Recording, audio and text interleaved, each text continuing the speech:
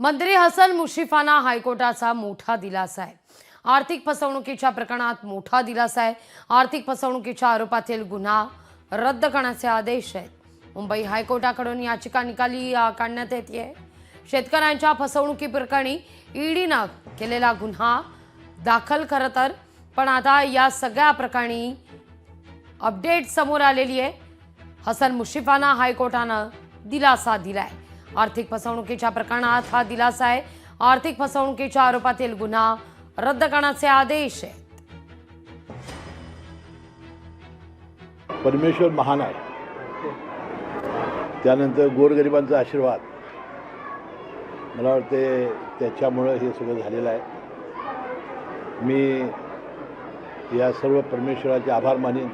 छत्रपती राजे शाहू महाराजांच्या जयंतीच्या पूर्वसंध्येला आणि वारी चालू असताना हा दिलासा मला मिळाला।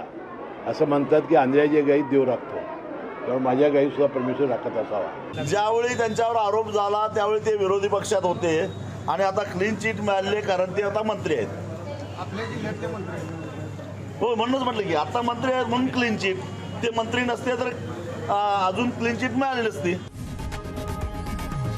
लोकशाही मराठी ऐका, पहा, जागरूक रहा।